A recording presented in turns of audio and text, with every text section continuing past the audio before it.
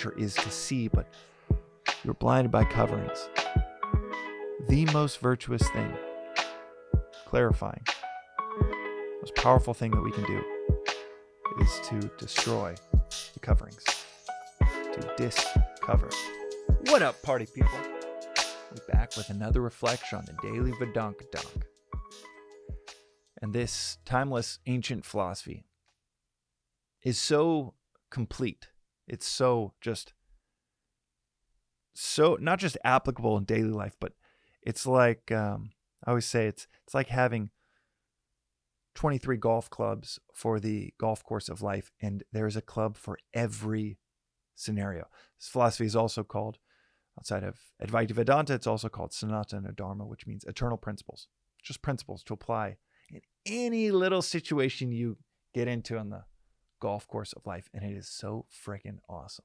And it's so amazing that it's just 5,000 plus years of thought going into precise articulations of things, definitions of things that we use every day, like love, defining what is love. This philosophy defines as seeing no otherness in the world. I say that often on this podcast project because I just love. We use this word so often, and you ask 10 people, what's the definition of love? Dude, you'll get, if not just blank stares, word vomit from 10 different people in a culture that uses that word so often. And yet you ask a Vedantin, boom, precise, 5 words. Seeing no otherness out there.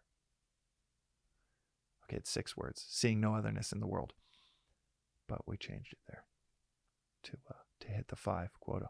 That's one aspect where it's precise. It's one aspect where it's like a golf club.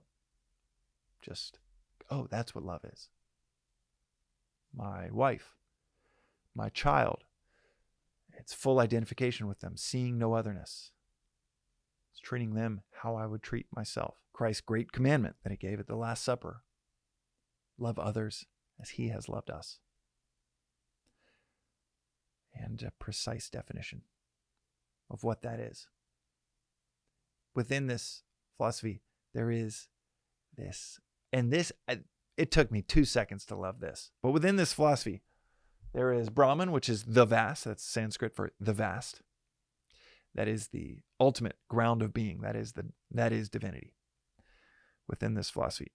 But you also have these symbols of divinity. You have it in Krishna being the symbolic embodiment of God, who's having a dialogue with the warrior prince Arjuna in the Bhagavad Gita.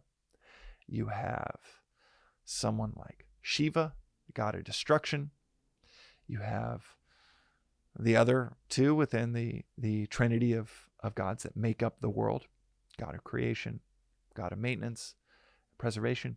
But for this reflection, I want to talk about Shiva for a second.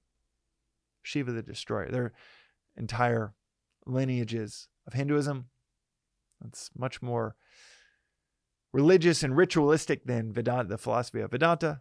But you have entire lineages that worship Shiva as the supreme symbolic embodiment of God, the destroyer. There are very few that worship the other 2 in the Trimurti. You've got Brahma, creator. There are very few that worship the creator.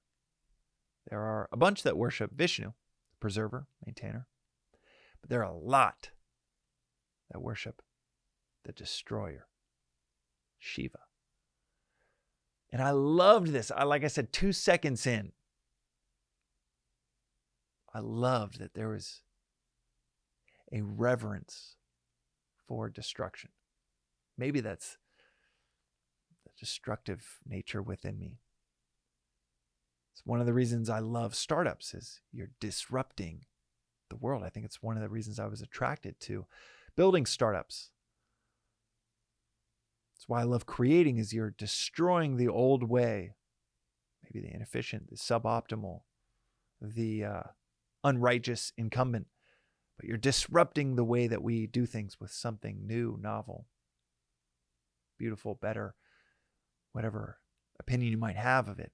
But there's an element of destroying the current way things are done. A perception of the limitations of the way things are currently done. and a desire to destroy it.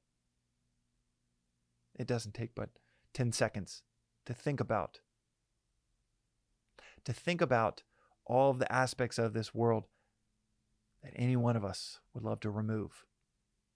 Remove the burdens, suffering, the oppression, the wayward cultural illusions, the distractions, the pain, all the suffering that anyone with eyes can see. And a desire to remove that is a desire to destroy the status quo.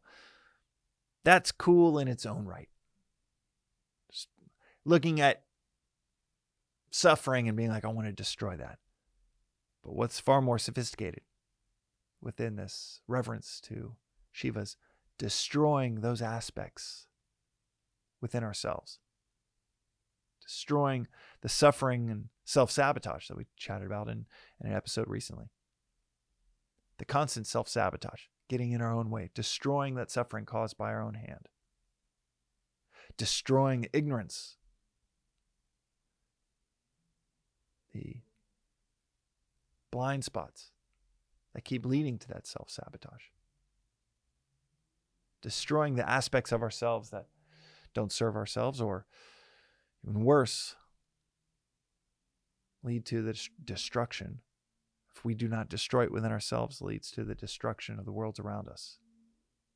As Swami will say often, unwise actions destroy worlds. Not in the good sense. Wisdom is like leveling the world inside of you so that you can build what you want, achieve what you want. There's a destruction, a leveling, a clearing of the canvas. Shiva is maybe the most dense symbolic figure in all of mythology in the world. I will go so far as to say, maybe if not the most dense symbolic idea towards righteousness that we have in all world mythology. And within this philosophy, Shiva is not seen as something real. That's still part of the illusion. But Shiva is the destroyer of the illusion. There is no Shiva that's dancing around as a personified version of divinity.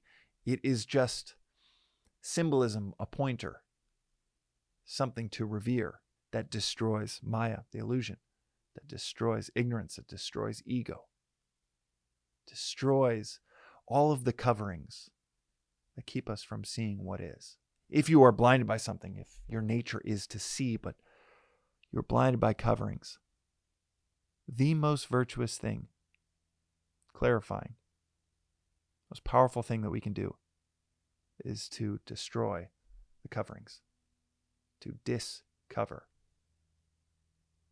to discover who we are, to destroy these false notions, who we think we are, who we're told we are.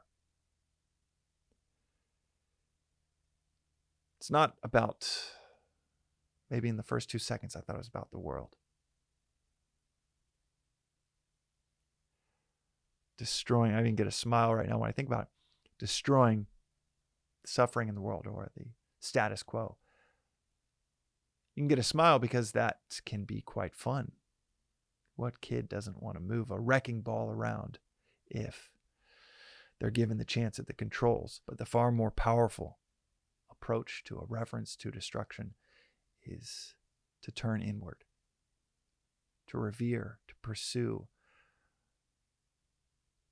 the wrecking ball of that which keeps us from the divine, keeps us separated from the supreme, from our true selves, our desires, our self-limiting beliefs, our ego. It's not about annihilation. And within this reflection, there's a recognition that Shiva has nothing to do with annihilation,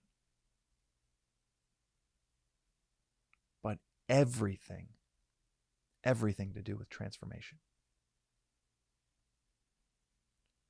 Shiva the Destroyer.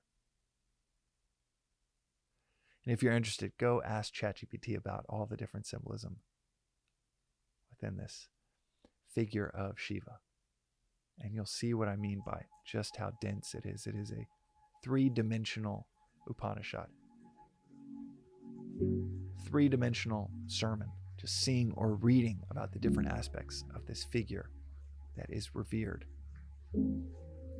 for his power to destroy.